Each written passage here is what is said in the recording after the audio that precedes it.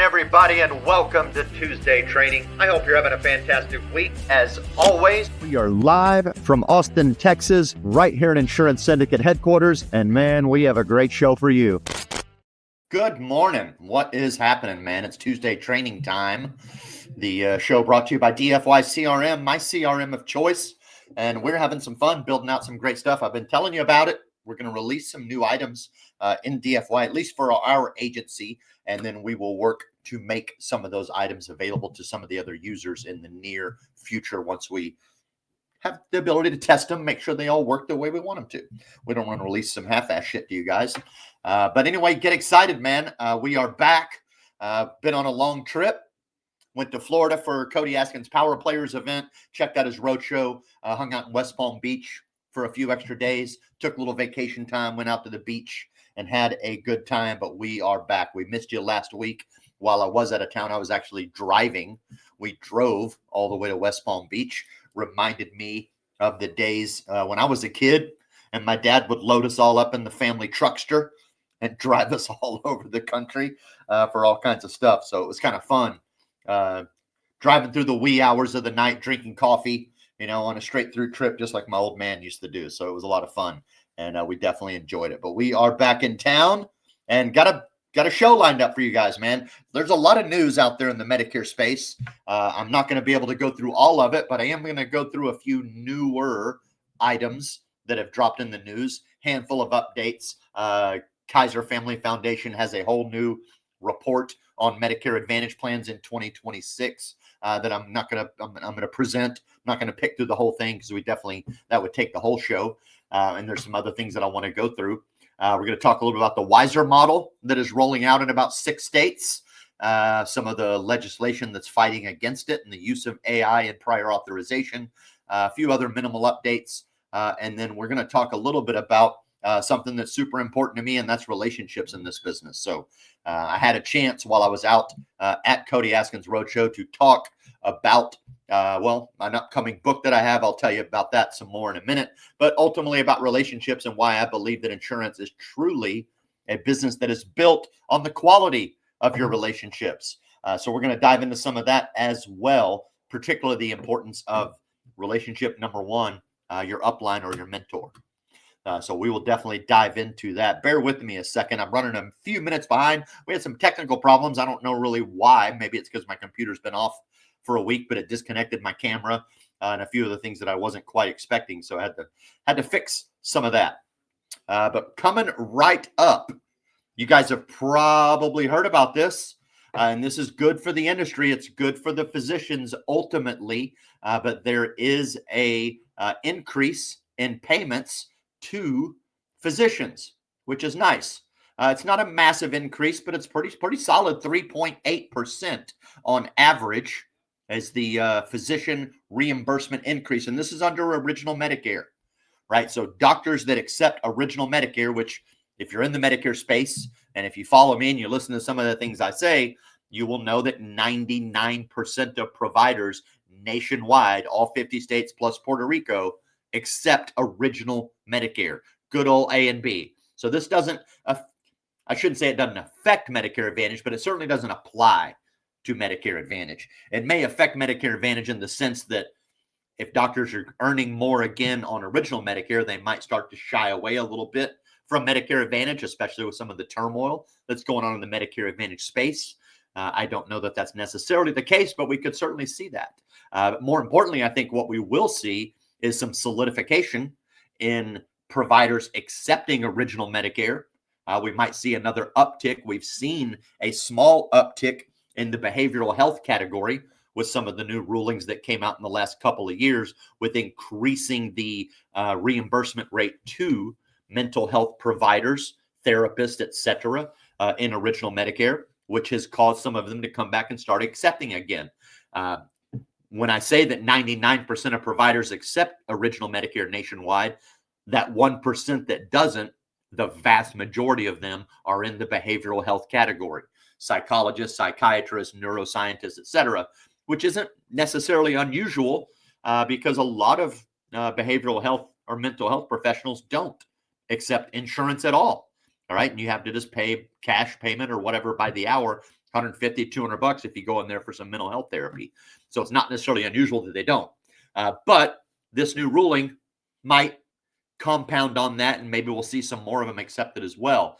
But basically, they've got a couple of things going on. You have the alternative payment model, which is the incentivized payment model for physicians that can prove an improvement in health outcome, right? So there is a increase in their reimbursement and an increase for the doctors that just participate in the standard rulings, and so or the standard payment model, physician payment model, and so forth. So there's some different conversion factors, but all in all, physicians are getting an increase. And some of this also applies whether they are doing the service in a facility or if they're doing it not in a facility, right? As far as like a hospital setting or a skilled nursing facility, something of that nature. So you'll see, for example, say a family practice, like they are getting basically on average a 3% increase, 6% totaled when it's in a non-facility setting, right? But it's actually a 9% decrease if they are in a facility setting. So there are some offsets there. So there is an impact by place of service, as they talk about here.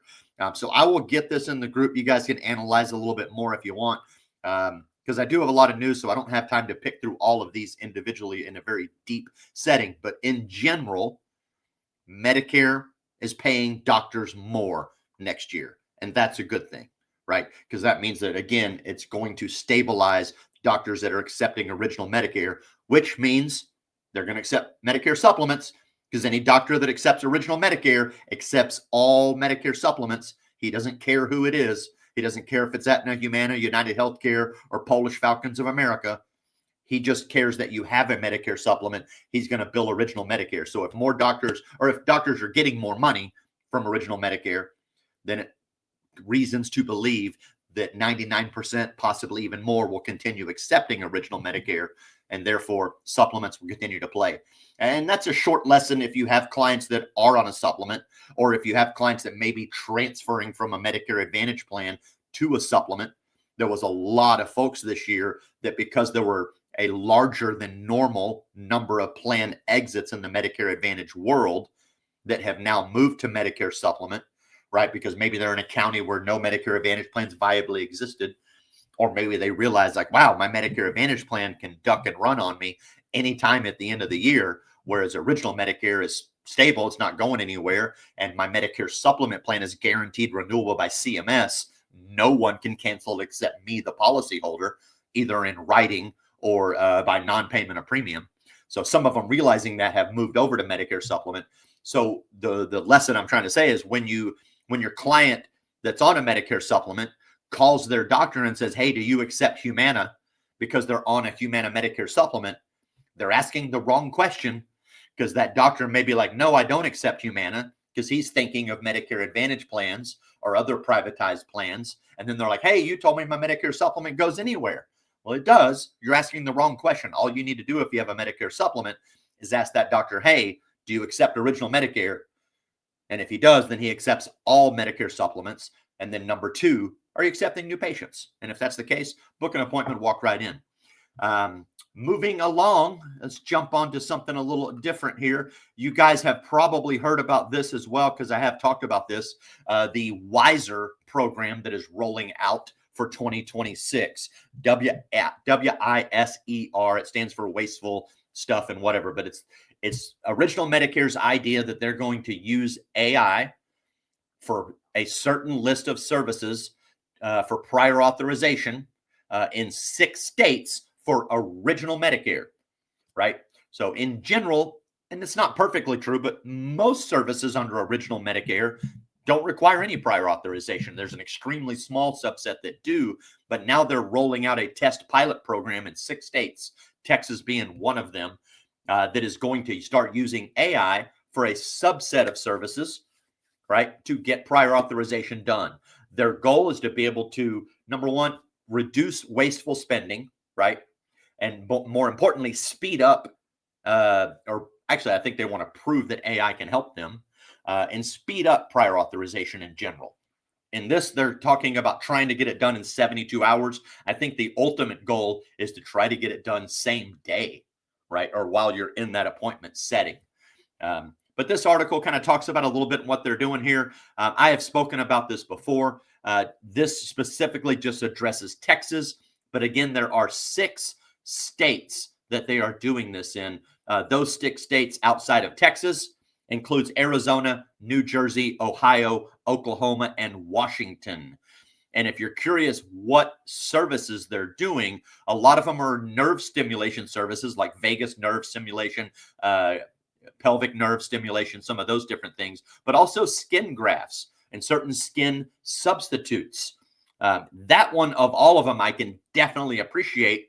You may remember a few short weeks ago, I talked to you about some Medicare fraud that was happening in the skin graft, skin substitute arena, where this couple built Medicare for $1.2 billion for skin grafts. They were giving skin grafts to people that really didn't need it, people that were terminal in hospice without prior authorization, just ordering them. And skin grafts are extremely expensive.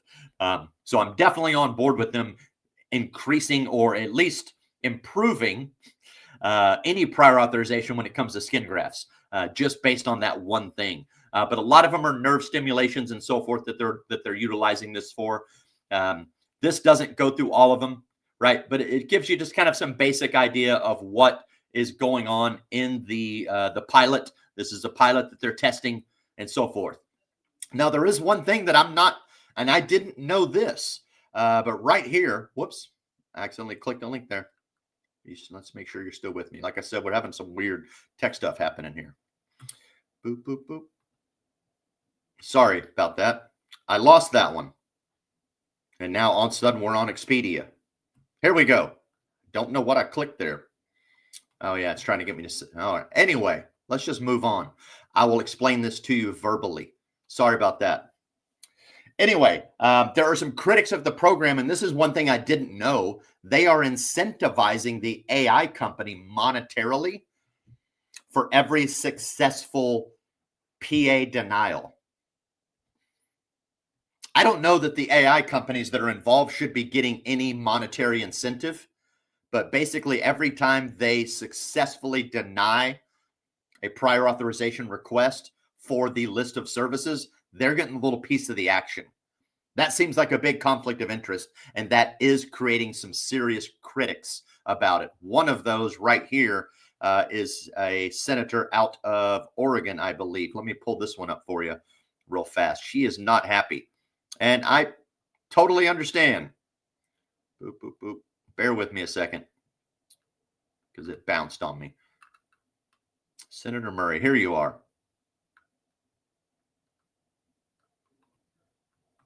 So right here, you'll see this is an article that came out of the Seattle Times.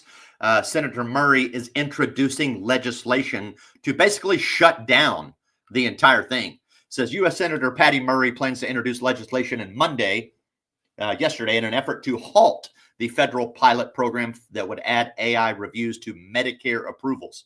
So again, this is original Medicare approvals as well. This has nothing to do with Medicare Advantage, right? We already know that Medicare Advantage has a ton of PA in it, prior authorization, and we already know that many carriers like United Healthcare are using AI to help them in the PA process, right? And I can understand why they would be using AI. If it's done properly, it should be more efficient, faster, and more accurate. But can it create problems? Can it have issues? Yeah, certainly. I would say AI is probably at least as prone to human error as it can be. So there is some issues there, but she's got some co-sponsors on it, and they are wanting to just shut it down 100%. They want to stop it. So there are, again, some critics. They are running into some friction on this thing. So you probably just stay tuned on that and see how that WISER program starts. It kicks off in January. So again, that's 6 states. Texas, Oklahoma, Arizona, New Jersey, Ohio, and Washington that will be running in. So again, the goal is to reduce unnecessary services and waste in original Medicare. They are going to timeline it from January 2026 all the way to December 31st of 2031. That is their timeline to basically run the pilot program. We'll see how it goes. Moving on. Telehealth. Everybody has been upset that telehealth is going away. And it is going away, but they have extended it for certain services through the end of January. So they're given a lot of providers and a lot of flexibilities for the next month, starting January 1 through the end of January for certain services, right? And just to remind everyone, telehealth under Medicare was expanded due to the pandemic because people couldn't go anywhere, right? We were stuck at home. There were people that didn't want to go to the doctor or the hospital, right? Or the clinics because they were under fear that there would be people that were already in there that were infected by COVID and they might get it. And I could totally appreciate that. That happened to my mom. Let's just be frank. She went to the doctor for a knee surgery, came back infected with COVID. So it can definitely was definitely a concern. And that was a big part of why telehealth was expanded, as well as for people that are in very rural areas and didn't have easy access to doctors. So they gave them the opportunity to let's give you some telehealth so you can have those PCP visits, some of those specialist visits and so forth. And it's scheduled to end. Like telehealth is stopping as far as Medicare coverage goes, Medicare Advantage plan coverage, etc. But they're going to give it another month for a expanded list of eligible providers, specifically practitioners such as physical therapists, occupational therapists, speech language pathologists, audiologists. They may continue to provide and be reimbursed for telehealth services, right? Also, federally qualified health centers, rural health clinics, they can continue to provide and be reimbursed for telehealth. Home as the originating site. So Medicare beneficiaries can continue receiving telehealth services from any site at which they are located, including their home. There are no geographic restrictions. Telehealth services remain available to patients in both urban and rural areas. The coverage of audio-only devices, Medicare will continue reimbursing audio-only telehealth visits for non-behavioral health visits. All right, so again, non-behavioral. Hospice has a face-to-face requirement. Hospice care providers can continue to meet the face-to-face recertification requirement when the meeting is conducted through the use of telehealth services. And there is a delayed in-person meeting requirement, which basically says that the delay in the 6-month in-person meeting requirement for mental health services furnished through telehealth has been extended. Pretty simple. Few other minor items in regards to teaching, physicians, etc. But for the most part, like for these specific providers, telehealth is still available, but only for one more month. That is it, right? So that's out there as well. Boop, boop, boop. Let's see what else is good news here to chat about with you. There's a bunch of stuff going on. I'm kind of picking through it all. Nobody cares about Humana, change in leadership. Here we go right here. Epstein, Becker, and Green, whoever the hell they are, probably a law firm, but they put out a really good summary of takeaways on the 2027 proposed rule. Mike Hartle and I appeared on the show 2 weeks ago and kind of gave you some of our thoughts of why we felt it was good for the industry, good for us as the agents, right? That it looks like they're dialing back some of the regulation, going to free up some things to make our lives easier as agents and brokers in the Medicare space. But these guys summarized it. And they did a hell of a job. Like I've already gone through this. A big part of it is the star ratings, of course, but they've also pulled in the different marketing communication for agents and brokers. And they basically gave you some of the key proposed changes. For example, revising the TPMO disclaimer to remove reference to the SHIP program. We no longer assuming this is approved, right? Again, this is all just proposed. I'm of the opinion that they are probably going to approve everything. And they may even add some more to it. And it wouldn't surprise me if they speed up the timeline on when some of these items can get approved or start, right? Wouldn't surprise me to see, hey, why do we have to actually hold this all the way off to January 2027? Or technically it would be October 26th for the AEP enrollment of January 27. They may speed some of this stuff up, but they're planning to revise the TPMO disclaimer so that we don't have to reference SHIP. They are providing flexibility on the timing in which that disclaimer has to be dropped. The current rule says it basically has to be stated in the first 60 seconds of every phone call. That they recognize that's kind of asinine.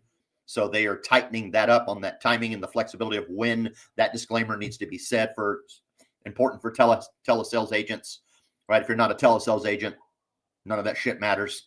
They are also loosening restrictions on holding marketing events after educational events, where you can basically do it right after in the same location. They are looking at dropping the 48-hour scope of appointment delay.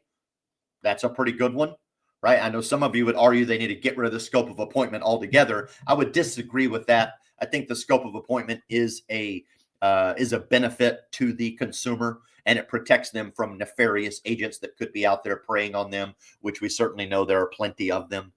So I feel like the scope is good and designed to protect the beneficiary, but the 48-hour requirement isn't always that great. Like, the whole purpose of the 48-hour requirement was to prevent people from basically making cold calls or outbound dials, right? And selling a Medicare Advantage plan on that outbound dial one time. And it was generally designed for the most part to protect them from high pressure sales tactics, et cetera, right? But if you're a good agent, you're doing the right job, especially for some of you face-to-face agents that are out there, right? Now, I know if they inbound walk into your office, you can get around it. But like if you outbound call someone that maybe left you a voicemail or responded to one of your leads, and then you schedule an appointment with them, right? You can't talk plans and benefits until 48 hours after you've scoped them and agreed on what they even want to talk to you about. So they're looking at getting rid of that. I think that's a great thing.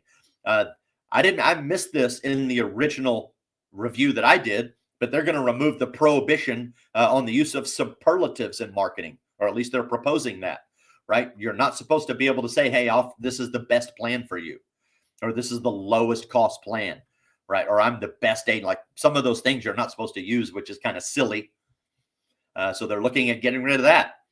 They are also changing the retention requirement for recordings, going from 10 years down to 6 years, which is good. I think they should bring it back to probably even 2 or 3 years, but this is a start, right? So this will help a lot of us that are in the telesales space, where we don't have to buy a ridiculous amount of cloud storage to store 10 years worth of sales calls, especially if we're under the impression we have to record every single call, which in a lot of cases, some of the old legislation didn't really nail down properly. They're tightening some of that up.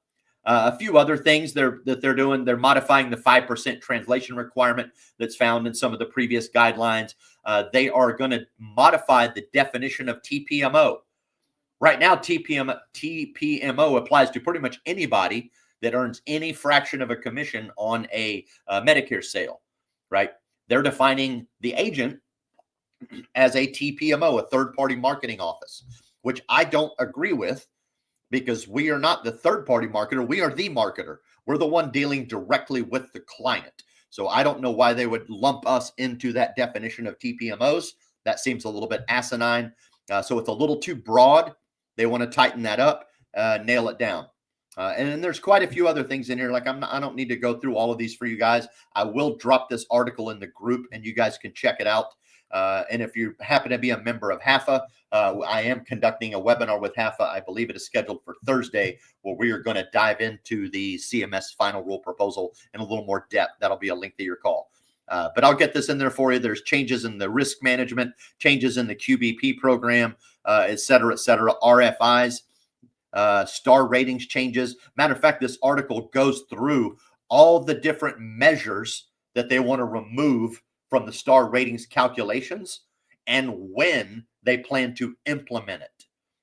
There's quite a few. This I had not found before either. So they went and pulled this out and summarized it for us too. So excellent article these guys put together that truly summarizes the entire 2027 proposed rule for CMS. So I'll get that in the group for you guys. Real quick announcement on this one. Nothing really to dive into. I think it's helpful, and it just, again, reinforces that technology is going to continue to get integrated into what we're doing. But ID Me, if you're not familiar with ID Me, and if you live under a rock or something, if you go to a lot of government sites, right, they use ID Me as a tech piece to prove that you are who you say you are, right? You got to get pictures of your license, screenshot your face, all this different stuff. They are announcing a contract with CMS to advance access, security, and user experience in Medicare.gov. ID Me, I believe, is already tied to Social Security's website, SSA.gov. So they're going to carry that over. I'm of the opinion that is definitely a good thing. So we already went through that. Kaiser, here's the other one. This is the last one I wanted to talk about. And then we're going to get into some other items that are on my mind. But as always, Kaiser Family Foundation does a phenomenal job putting together analysis on the Medicare industry, the health insurance industry in general. So right here, they have done a whole spotlight for 2026 on all Medicare Advantage plans. I will make sure this is in the group. I definitely don't have time to pick through this whole thing, but it goes through everything, right? All the different highlights, the number of plan options that they have, the type of plan options they have, et cetera, et cetera. Like, for example, in total, there are 3,373 Medicare Advantage plans, and that includes those that don't have prescription drug coverage, just the MA plans. All kinds of data, some of the best data in here. For example, I'll scroll down. You can look at the different number of Medicare Advantage plan by state. You'll see, obviously, like Wyoming has the fewest, right? South Dakota is pretty low. And then obviously some of your other states, Texas 36, California 38, 53 different plans in the average. This is the average beneficiary has access to in Pennsylvania. Only one up there in Vermont. Pretty rough. Zero. You have zero in Alaska is the average. Goes through different plans by type, right? Also goes through by county. Special needs plans. You can see the growth of special needs plans. I don't think these are going to slow down anytime soon. And if you've ever heard my talk on what I believe some of the future of Medicare is, I talk in depth about the advancement of chronic conditions and how bad they're getting. By the time we get to the year 2030, 48% of Medicare beneficiaries age 65 and up will be diabetic. 48%. And I wanted to say it was 27% will have, I'm sorry. 48%. It's 87% will have at least some type of hypertension, high blood pressure, et cetera, right? So there's definitely a major advancement in chronic conditions. So we're going to continue to see at least C-SNP plans and probably D-SNP plans too continue to grow and advance. That is not going to change. They've even got it broken down by county, man. So if you want to see specifically right here, like in Williamson County, Texas, where I live, there are 43 different Medicare Advantage plans available to pick from. So what is your county? You can check it out. Again, Alaska is zero across the board. Goes through the different numbers of Medicare Advantage plan or number of beneficiaries and what they have access to, et cetera, by number of beneficiaries. So a lot of great stuff, even by different firms. Excellent article here. So I will get that in the group for you guys. You can pick through it. This is really good data. And if you're smart, you'll look at this data, especially whether you're in one county, one state, a conglomerate of counties, or if you're national, right, or have a large footprint like we do, you can really look at this type of data and understand how you can improve your marketing to be more targeted.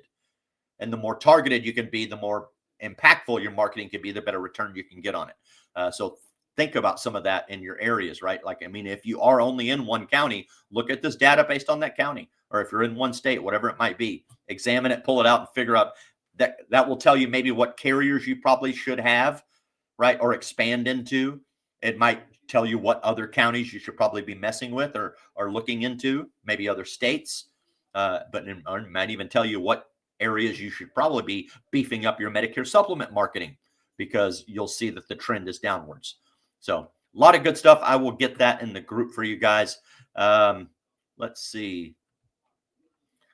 I think that is about it There's a few other things I'll probably jump into later on another show, but that is pretty much it for the news. I want to take some time to talk about something a little more near and dear to me, which are the relationships in the business. So if you may have heard this talk before, I actually did it for a Tuesday training years ago. I'm not going to go through the whole talk with you guys on why I believe that relationships are extremely important in this business. But I believe that this is a business that is built on the quality of your relationships. And I've also been very verbal that I believe that there are 8 fundamental relationships that every agent should ultimately learn to tackle, maybe even learn to master if they want to maximize the opportunity that insurance provides them, right? And I'm actually writing a book about those relationships. As a matter of fact, the book is being finalized as we speak. We've got cover art that we've just finished. I'm basically finishing up the formatting. We're going to get all that turned in. The goal is to launch it for Christmas. So I'm hoping, like, we're right up against that timeline, but we're getting it all finished. We just got to get it basically turned in. I'm doing the whole self-published thing on Amazon like a lot of people do. Lily, our producer, is going to drop a link in the comments. If you would like to get on the pre-register list, you don't have to buy it right now, but if you would like, hey, I definitely would like to get a copy of Merwin's book, The Relationship Business, right? It's called The Relationship Business, from Policy Peddler to Business Builder, but it goes through all 8 relationships that I believe agents should learn to master in order to grow their career and master their craft. She will drop that link in the comments. You can click that, just register, right? And then I'll reach out to you as soon as it is available for purchase. And then at that point, you can make a decision on if you want to go. And I think we're going to charge like $190 for it. I'm just kidding. Probably like $15, $20. It's going to be a low cost book, paperback and whatever. But it'll give you an option, like if you want to be in one of the first batch of releases, and those will be signed copies as well, right? Not that I'm like egotistical and think, hey, I'm signing a book, but it's nice. It's a nicety. I'll write you a little message in there. And so forth. Like John, for example, John Wetmore, I picked up his book and he was nice enough to write me a little message in there. Like, those are nice things. So it's kind of cool to have that as a token. So I will do that for the people that sign up on the list. She will put that in there. I am also going to, if you don't like that, I will I can even put up a screen share right here for you guys if you want to see that. Is this the right one? No. There it is. Boom. If you prefer, you can scan that QR code. That'll take you to the sign up link, and it's simply just register, and that will lock in you to get one of the first probably 100 copies that will get released and sign and send out for you. So check that out. Be on the lookout for it. You can use the QR code, or again, Lily is dropping it in the comments for you. She should have it here shortly for you and get it in there for you to check out. But just click the link. It's a simple registration, and that'll get you on the list. Other than that, I want to talk about the first one. Again, like I said, I believe that there are 8 specific relationships that an agent should master. And what's interesting about them is I created these and gone through them, and this is a topic that I have been talking about and working on probably about 5-6 years, to be honest with you. Like, I started really having this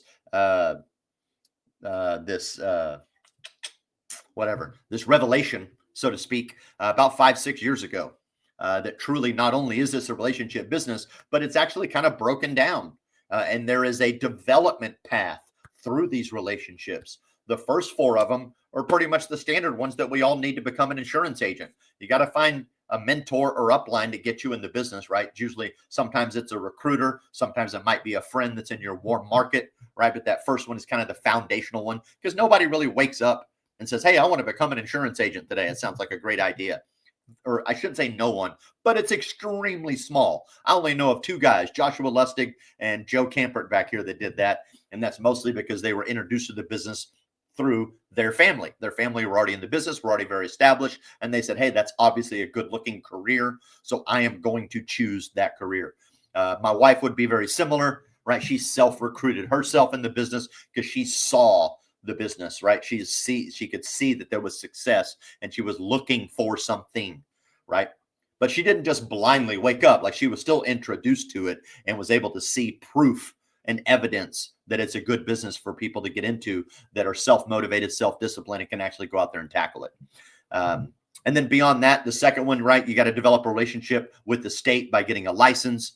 You have to develop a relationship with insurance companies. You have to get contracted with a whole bunch of insurance companies, or maybe even at least just one, so that you have product to sell. That's another level of relationships that you have to learn to manage. You have obviously your relationships with clients, right? Because if you don't have any clients, well, you're not selling any insurance, which means you're not making money. So those are kind of the foundational four. That's the standard basic. But then there's another set of relationships that are built in that are secondary. They're optional, I would say, and they transfer the insurance agent to business owner mentality, right? Whether they're growing a massive agency or whether they're just trying to go a small business for themselves, right? But how to understand that insurance is not just a sales opportunity or a job, but it is really a business opportunity. And there are a subset of relationships that once you master the first four, once you get recruited into the business and you have a mentor upline, once you have a license with the state to conduct insurance as a professional, once you have contracts and relationships with insurance companies so that you have products to sell, right? And then certainly once you have clients that are actually buying your products, are you really an acting insurance agent, right? That's one side of it. And then the second side is learning to become a business owner in the insurance business. But I want to talk a little bit about the foundational relationship. Relationship number one, your upline. And I'm using upline as a technical term in the business, right? A technical term. We all use it, right? We don't mean it. We're not saying it derogatory by any means. It's just, hey, this is the person that's above us, right? And sometimes your upline might have an upline, and that upline might have an upline, depending on where you are in the hierarchy. I think that ultimately, and this is especially true the newer you are. If you're brand new to the business, your upline shouldn't just be an upline. It should really be a mentor. Like that is truly their position. Now, as you mature in the business, that upline might not be as much a mentor as they are a resource, or they're providing you access to things that you need to grow your business, right? But in those beginning years, that upline should be, in a lot of cases, should be your mentor in the business, someone that is there to coach you, someone that is there to teach you the business, not just someone that you throw contracts at and they leave you all to yourself to figure it out, right? And that is a problem in this business because of the low barrier to entry. It's easy to get in this business. Like, it's not hard. You don't have to study for years. It doesn't take a 4-year degree or a PhD, right? Like other career paths do. All you got to do is go pass a simple test, pay $50 in most states, and boom, voila, you're an insurance agent, right? You could literally wake up tomorrow, go pass the test if you know how, pay your fee, and boom, you'll be an insurance agent that quick. So there's a very low barrier to entry, and that creates a very high need for guidance. And there's an unfortunate truth that because there's a low barrier to entry, there are recruiters that kind of prey on that. And they recruit in that masses of asses appeal, where, hey, we're just going to recruit as many people as we can because there is such a low barrier to entry, and there's all these agents that are pouring in, or people that are pouring in to the industry to become agents because they see that it can be a very successful career, a very lucrative career. It's in most cases a recession-proof career. That's how Grace got into business. She realized, like, wow, during COVID, like Tony wasn't slow at all. He was still working. Like, all my friends were out of work. The news was telling me 25 million people were out of work, but Tony and all his little insurance friends, they were killing it. And so she realized, like, wow, not only have I already seen evidence of success in this business, but now I'm also seeing that it's recession-proof, right? That in market downturns, insurance doesn't necessarily get taken away from me. Might get more difficult, might get more regulated, but it doesn't necessarily go away. So she kind of saw that and came in. But because of that low barrier to entry, creates a high need for guidance, right? But there are a subset of recruiters that just prey on, hey, let's just get the masses of asses in here and let them figure out who knows how to sell and who doesn't. And I, unfortunately, when I was brand new to this business, kind of fell into that space a little bit because I didn't know any better either, right? I was in a masses of asses recruiting system that I got caught up in as an agent first, and then later as a little bit as a marketer, until I started realizing, like, wait a second, these people that I'm recruiting, they don't know the business and they need to learn the business. They need someone better than me, or I need to learn this business better so that I can start coaching them more. So it's a very high need for guidance. And some of you have probably heard my story of when I got into the business. I was recruited first by a close friend of mine, right? She set up a meeting for me. It was somebody I'd worked with before, trusted. And she called me up. Was like, hey, Merwin, what are you doing? I was like, oh, very little. She's like, cool. I've set up a meeting for you for a sales and marketing opportunity I want you to go check out. She didn't tell me it was insurance. She didn't tell me anything about it other than it was sales and marketing, because she knew that's what I was good at. She knew that's what I liked. So, and I trusted her. So I knew it would involve sales and marketing. I wasn't stupid. I figured it probably was a 1099 opportunity because that's where I'd come from with her. And those were generally opportunities I was already seeking. Anyway, I wasn't never real hot on W-2 opportunities. So I knew it had some of that. And I knew it probably because she was calling me and she was like, I'm not stupid. She's recruiting me. I recognized all of that because those were systems and platforms that I had come from before and worked with her before. So I understood a lot of what was going on. The only thing I really didn't know was an insurance. And so I went and met this gentleman for dinner, super nice guy. He explains the whole opportunity of what they're doing. I realized that it's an insurance opportunity. It was basically an opportunity to go bang on doors selling cancer treatment products. I had come from a door-to-door platform previously for the last 3 years where I had done very, very well, was ranked as one of the top guys in the entire, or in all of North America, as a matter of fact. They promoted me in front of like 2,000 people at this major conference as the number one team builder in North America. Gave me my own office in Sacramento, which I ran fairly well for about 18 months before they shut it down. So I had come from a similar work style before, door to door, high volume work ethic. So I was like, oh, I'm going to do great with this. Like I understand the need for cancer insurance. It makes sense. I had family that had passed from cancer. So it all added up to me. I'm like, I'm going to kill it. Turned out I sucked at it. I was not very good. And the only training that group offered me was basically a 2.5-day crash course up in Dallas. They sent a bunch of us up to Dallas, put us a bunch in a room.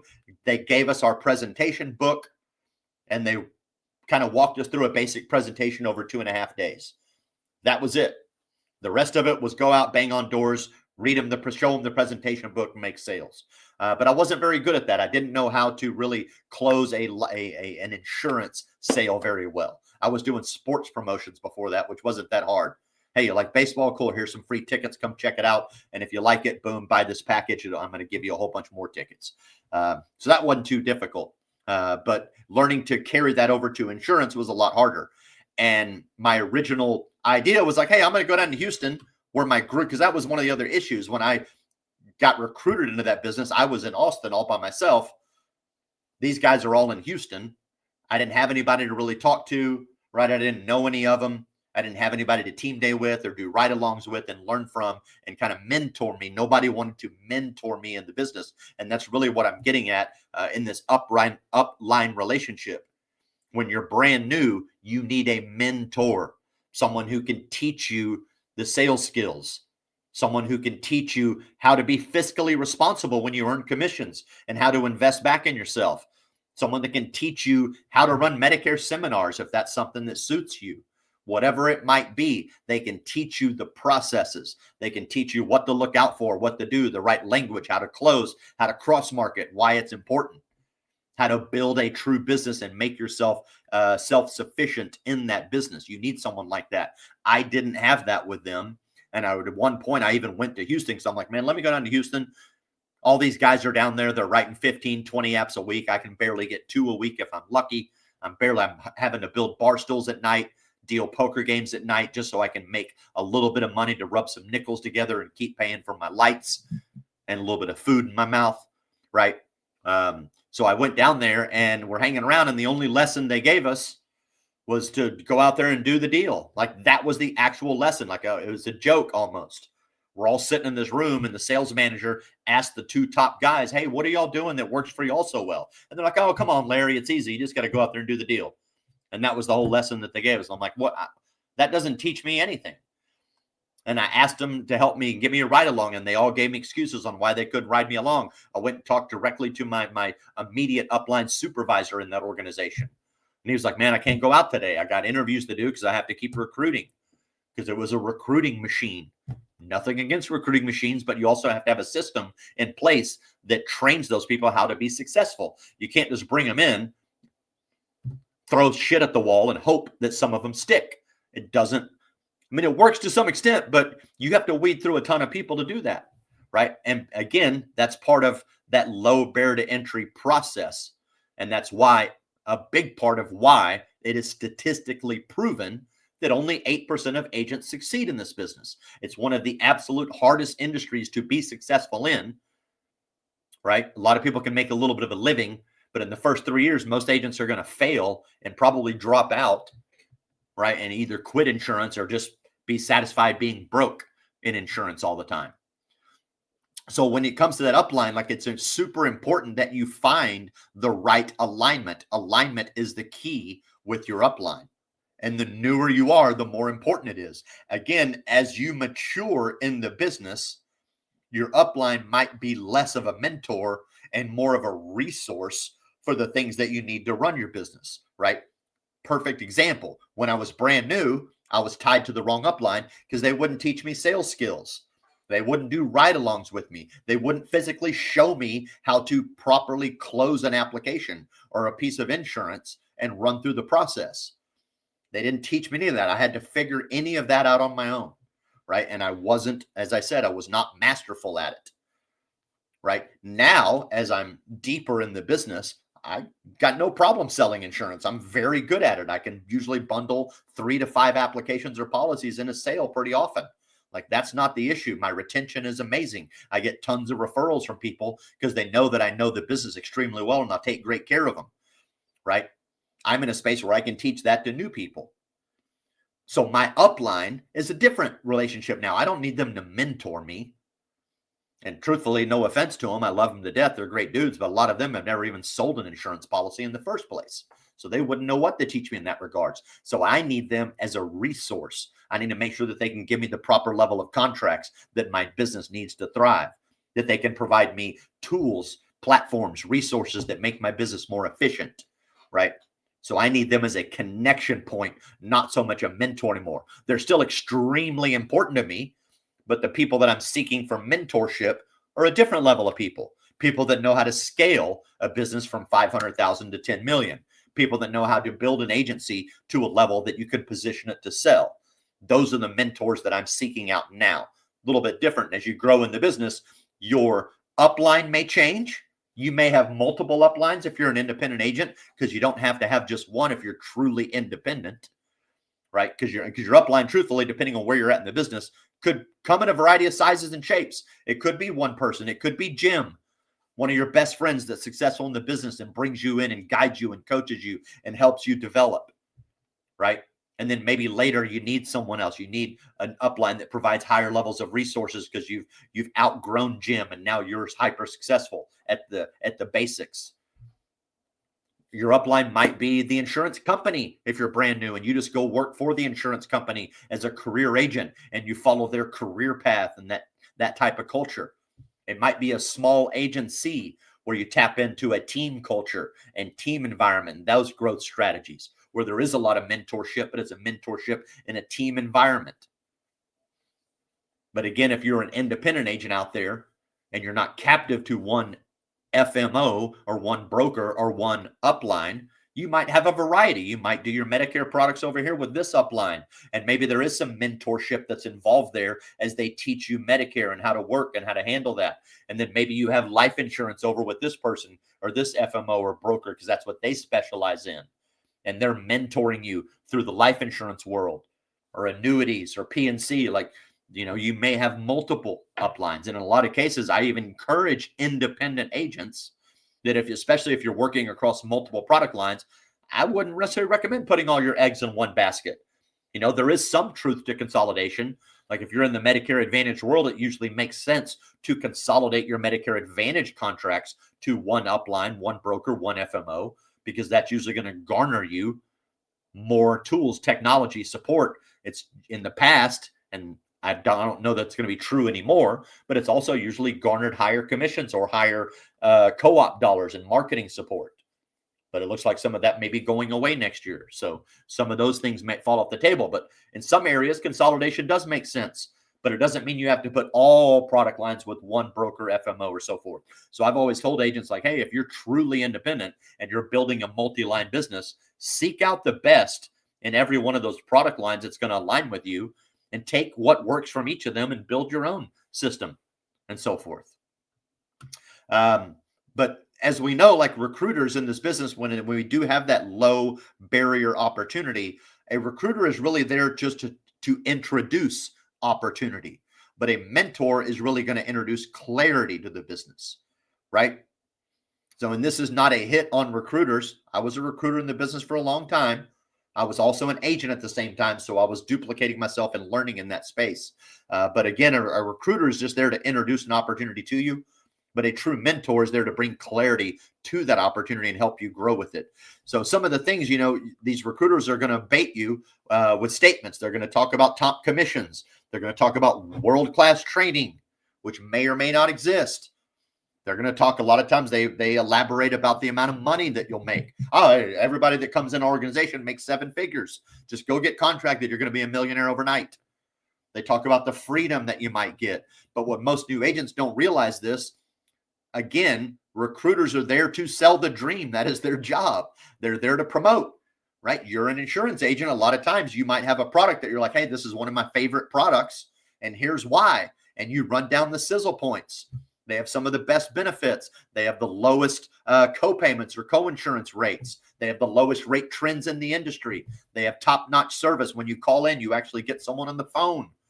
I teach my agents that when you're selling Devoted, you need to talk about some of these things because nobody knows who the hell Devoted is for the most part as an insurance product, and it's one of my favorites. And the reason why is because they have a way of doing business that, in my opinion, is better than most of the other companies. If I'm selling Aetna, United Healthcare, Humana, Cigna, a lot of times I can just lean on their brand name and I don't need to talk about some of their cool stuff. If I'm selling a product like Devoted that's not as well known, I need to tell people that they have a phenomenal tech platform that helps you and makes it efficient, that when you call in, you talk to the same person. You have a concierge. You talk to the same person at Devoted every single time. They know your file. They know your case. They know what doctors you're seeing. They know what's going on with you. They know how to help you better, right? So some of those things are what Devoted brings to the table. So those are sizzle points. Recruiters are the same way, man. They're going to tell you all their cool sizzle points. So everything when you're shopping for a broker or an FMO or an upline, they're all going to tell you about all the reasons they're great. And they're not going to tell you about any of the reasons, most of the time, of why they're not the right fit for you. Especially the newer recruiters. As the recruiters get older in the business and they become more successful at identifying the agents that are the right fit for them, some of them will start to be honest. Mike Newton and I have had discussions about this before, where we have talked to agents. They're like, hey, man, I see you out there. I see Precision Senior Marketing, or I see Tidewater, and you guys are big and you're flashy and you have all these great things. I want to come work with y'all. And then you talk to them, you're like, it's not going to be the right fit for you, man, because we don't have the level of hand-holding that we can give you. I can't take you out in the field and do ride-alongs with you, and you're still in that space, right? We were at the level where we were working with large independent agents and agencies that knew the business really well. They didn't need someone to teach them sales. They need someone to teach them processes, products, and why certain things fit in their business that they can use as a widget to grow and be more efficient and earn more money, right? So a lot of times the recruiters are just going to sell the dream, right? Your mentor is there to bring clarity. And ultimately, the contract that you sign is the one that determines your reality. Your contract determines the reality. So recruiters sell the dream, the mentor brings clarity, your contract that you sign determines the reality. And this is another space where agents get fouled up. I'm of the opinion that one of the first things that an independent, especially an independent agent or someone that's trying to be independent, right? If you're an agent that's so new and you don't have the discipline to go out there and be an independent and run on your own, right? Working from your house or whatever it might be, and you need a structure, a real structure, and you need kind of more of a job, so to speak. And there are insurance opportunities that are W-2. There's nothing wrong with them. I did W-2 work for a while too, because there was a period after I fell out of that first group that I needed some structure to help me really learn this business better. I needed some stability. I needed a team culture, some guidance, some development before I could get rolling. But I think the first thing an agent should learn is contract structures. Because if you don't, you can get yourself in a lot of trouble. You can put yourself in a relationship with that upline that is not the right alignment, and alignment is the key. So before we close this out, because again, I did start a little late, I'm gonna run for a few more minutes. You need to understand how to determine what a contract looks like. And for the most part, there are two primary contracts in the insurance world. And some of this will depend on the lane of business you choose. But ultimately, that comes down to there's two types of contracts. There is what I would call a direct carrier contract, where when you sign that contract, it's going to get you appointed with United Healthcare, Aetna, or Bankers Fidelity, or whoever, Polish Falcons of America, whoever it is. And when you write business, you get a commission directly paid from that insurance company, deposited into your bank account. Right? You write business, you get paid directly. When you see the deposit, it says Bankers Fidelity or United Healthcare or whatever their depositing entity is. If it's WellCare, it's probably coming from Centene or whatever. Those contracts, not always, but sometimes they have access to higher compensation. They're typically vested from day one. So no matter how much business you write, you're the one that owns the business, not a third party. So as long as that business stays on the books, you get paid over and over and over and over and over again. Now you might see, and this is smart to look for, it might be immediately vested, but there might also be a minimum threshold on renewal commissions to maintain those deposits and those vestings. Cigna probably still does this in their contract, at least in their supplemental contract. If I remember correctly, it's $600 a year. It's not much, but if you don't have at least $600 a year in deposits and renewal commissions, they're just going to tell you like, hey, we're not going to pay that shit anymore. But it's only $600. Like, it's not massive. But there are some thresholds in there that you might want to look for. If you're like, oh, it's vested from day one. Well, okay, fine. Is there a vesting term as far as a minimum deposit threshold or deposit annual renewals in order for you to maintain that? But ultimately, again, you're the one that owns the business outright in that direct carrier contract. How do you identify a direct carrier? How can you identify a direct carrier contract like that without having to read all the language? It's two very easy ways. Number one, the terminology LOA, or license only agent, which I'm going to talk about next, doesn't appear anywhere on there. But more importantly, there's two documents that you can find that will guarantee you it's a direct carrier contract. It includes, and this is, and I mean from the carrier, it includes a W-9 so that they know where to pay your commissions as a tax classification for you. And it includes an EFT form for direct deposited commissions, because none of them are paying you paper checks most of the time anymore, except Molina for some reason.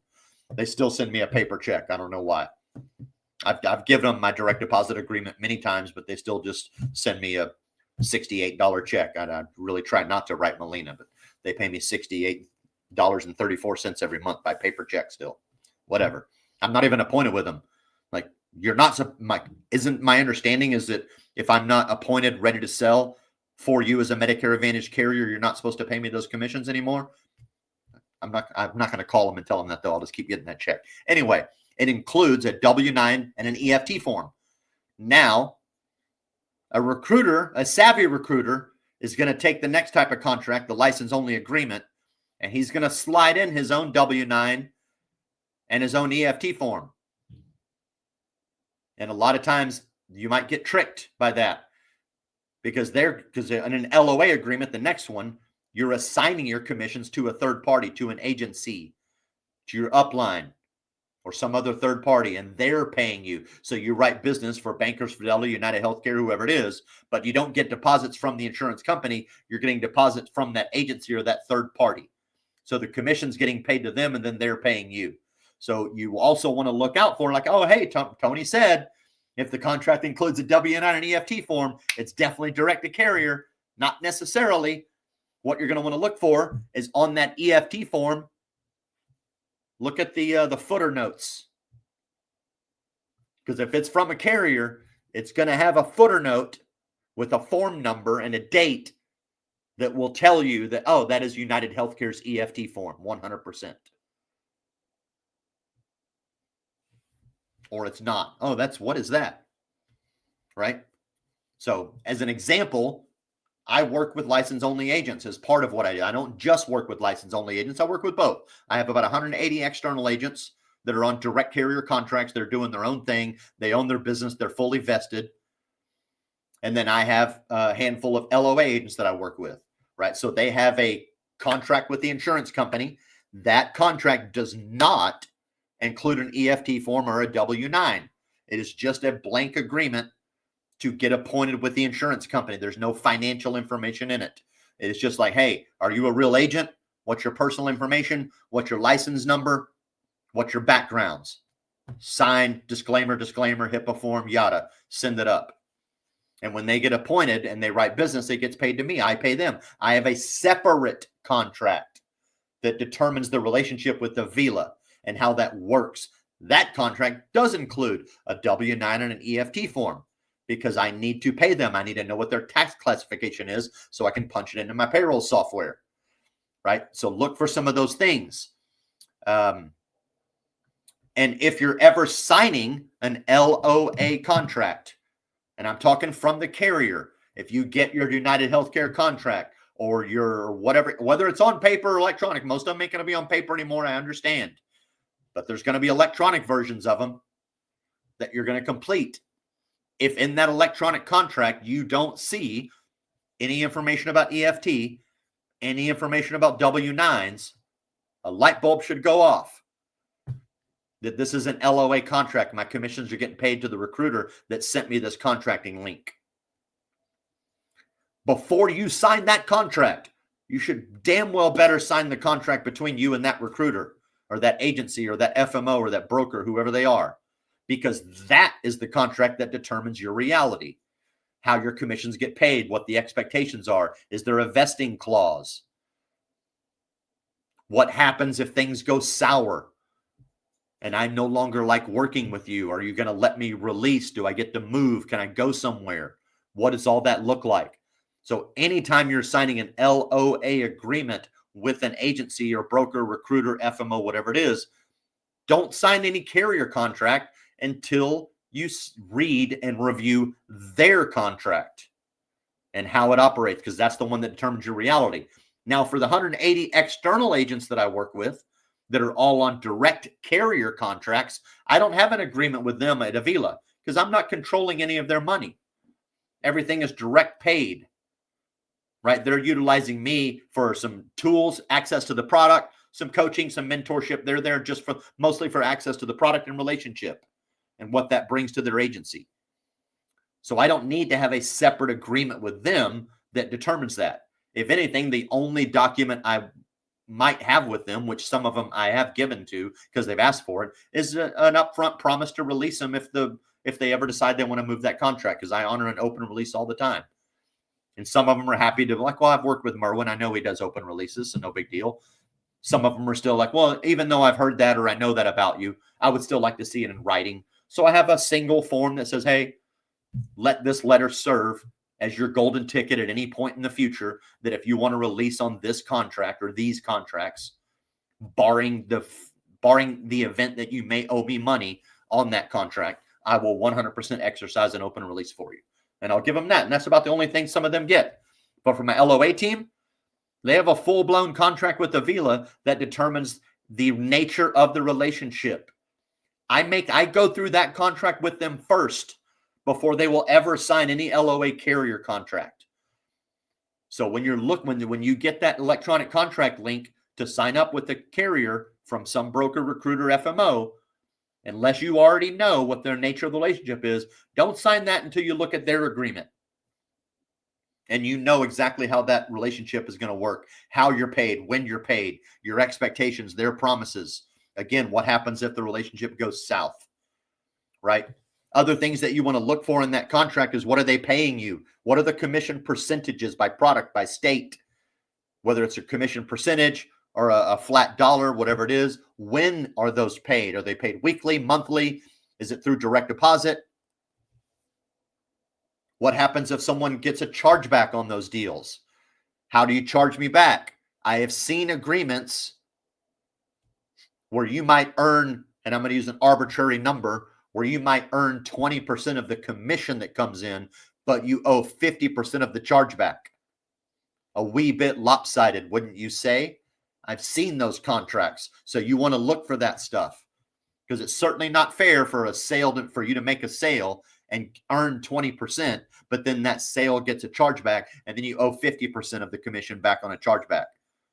Upline's still making money on you, and you're getting screwed in that deal. Not that chargebacks are a massive problem. They can be in the life insurance business and other spaces. They're not really a big deal in the Medicare space, but regardless, no. If I earn 20% of the commission, I'm only covering 20% of the chargeback, brother. Not the other way around. Other things to look for in your contract. What is the vesting period? Who owns the renewals? Is there a vesting period? Does it take a year, 2 years, 5 years? What is the release policy? What about leads? Especially in an LOA or captive agreement.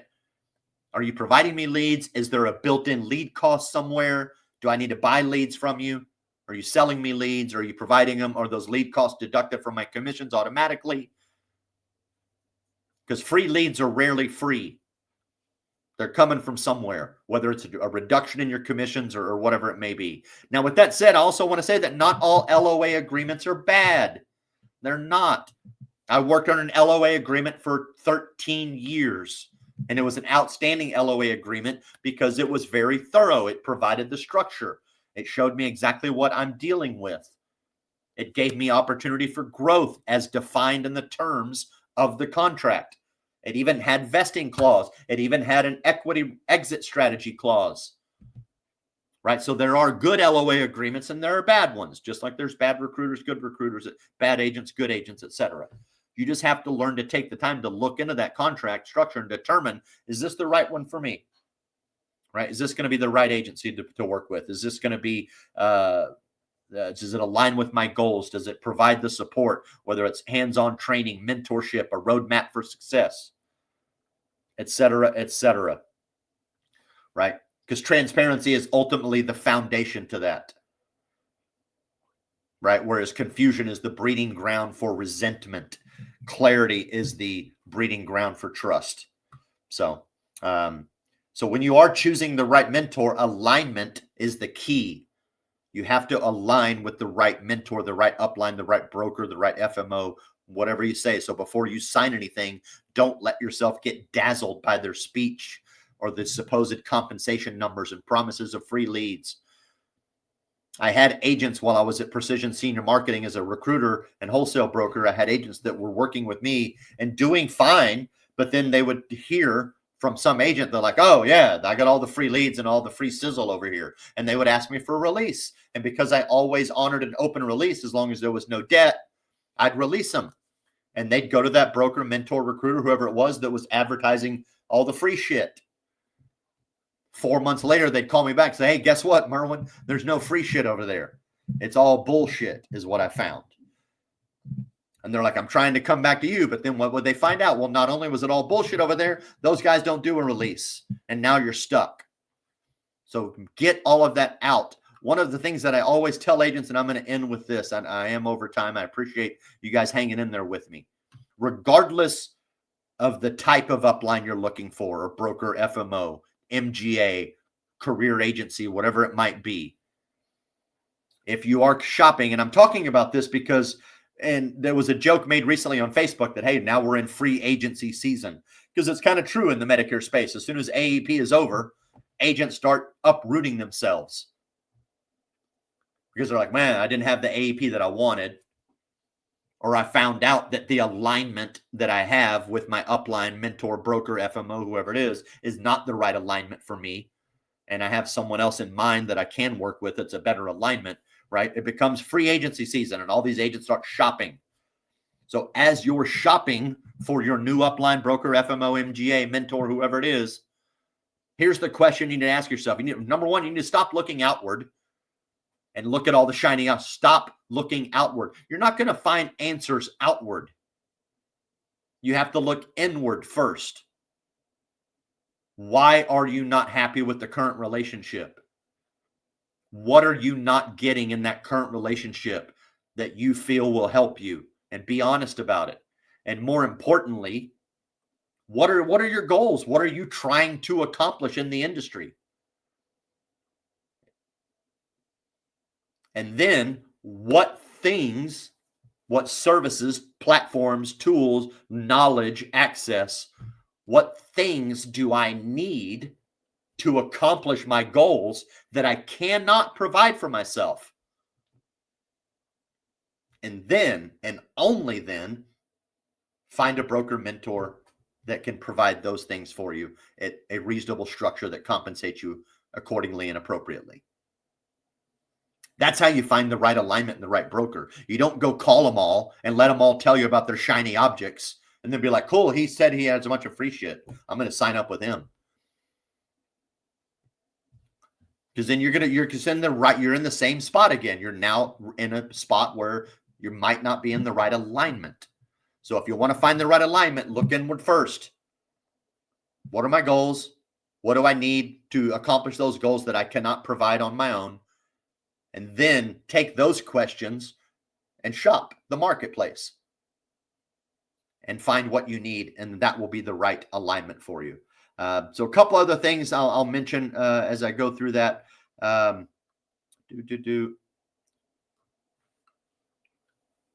Right. I know I have it in here to end with. I apologize. Give me 1 second. Here it is. Here it is. So think about the spot that you're in. Who introduced you to the business? Who are you currently aligned with? What expectations did you adopt? Were you recruited? Were you truly mentored? Do you fully understand your current situation, the contracts, the vesting, the release, the ownership? Have you been relying on your upline to do something that you should probably own? That's a big one. Are you relying on something? Are you relying on your upline for something that you should probably own? That happens a lot. How can you become easier to mentor? More coachable, more prepared, more communicative? Agents get pissed off all the time because their upline broker doesn't reach out to them. Are you calling them? And if they're not picking up the phone and calling you back, like, that's another issue. I get it. But just because your upline or your broker doesn't call you every day and check in on you and baby you and coddle you doesn't make them bad.